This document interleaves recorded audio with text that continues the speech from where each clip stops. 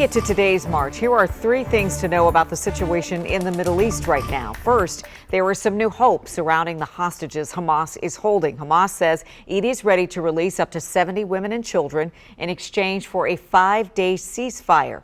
Israeli officials say those negotiations are ongoing. President Biden says he believes the two sides can reach a deal. The Israeli military says it is now in control of the Hamas parliament and other key government buildings in Gaza, and it has released new video showing soldiers on the ground there. And fighting has intensified around Gaza's largest hospital. Gaza's health ministry, run by Hamas, says at least 40 patients have died, including 3 babies.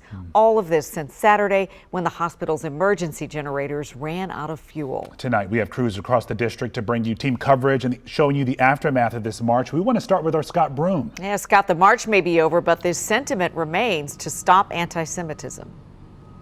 It was, and it's always remarkable after these huge events on the mall how quickly they begin breaking down.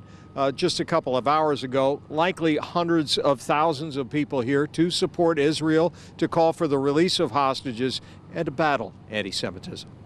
A show of support for Israel, drawing an ocean of people to the National Mall under tight security. There's hundreds and hundreds of thousands of Jews, and we have never been able to come together like this in such a powerful way. My main reason is to talk about bringing the hostages back. We just feel so badly for the kidnapped people, and we want to stand together. Washington's Mayor Muriel Bowser called out the D.C. National Guard to help with security on the perimeters, a so-called Level 1 security event.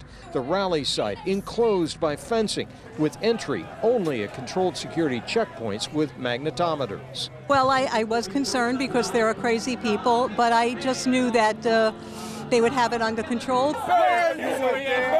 On the outside, a counter-protest from an ultra-Orthodox Jewish religious group opposed to Israel's secular government. That inflamed emotions. Police intervened in minor skirmishes.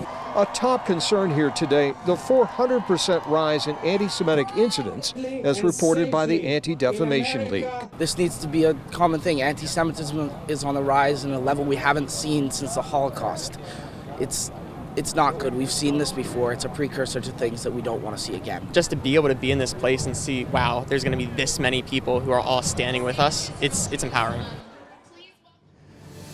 There was no official estimate of the crowd size today, but a lot of the folks I spoke with felt like they were in a crowd of hundreds of thousands. That was their estimate. There were no significant counter-protest or security incidents today. Reporting live on the National Mall, Scott Broom, WUSA 9. Having their say and doing it safely. All right, thank you.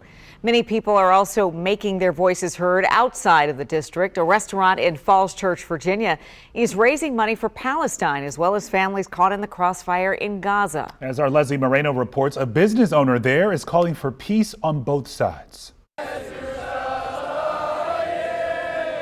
At the National Mall, thousands gathered in support of Israel, praying with friends, family, and flags.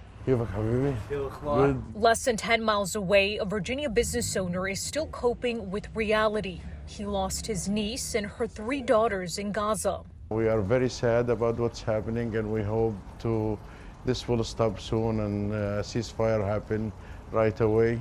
How is everything, guys? He's now raising money for families in Gaza. On Monday, over 500 people showed up and showed support for Palestine. The restaurant was full, and the line was wrapped around twice. He says the love and support has been overwhelming, but it's been difficult to see people marching in support of Israel. With all respect to Israel, there is a lot of means to solve this conflict, and war and killing and bombing is not one of them. We understand it's a freedom of speech and everybody can have their own opinion, but this is a humanitarian issue, and we should really focus on bringing this war to an end. And the only way to do that is with peace. The owner says half of the money raised yesterday will be going to Gaza to help families in need there. They're still accepting donations. If you'd like to help, you can head to WUSA9.com. In Falls Church, Leslie Moreno, WUSA 9. All right, so let's dig deeper into the global perspective. We've seen people marching against anti-Semitism in places like Paris, as well as others marching for a Gaza ceasefire in San Diego. Meantime, a new poll shows U.S. adults are heavily divided on Israel's military response in Gaza. The Associated Press and the NORC Center for Public Affairs Research surveyed more than 1,200 Americans between November 2nd and the 6th to get this data. The survey shows 40% of Americans polled believe Israel's military response to the October attack and the hostage-taking by Hamas has gone too far. 38% of those surveyed believe it's been roughly the right response, and 18% say Israel has not gone far enough. All right, looking ahead now, the CBS Evening News will have much more on the war between Israel and Hamas and the ripple effects overseas and here in the U.S. right after this newscast. Then make plans to join us back here tonight for WUSA 9 News at 11.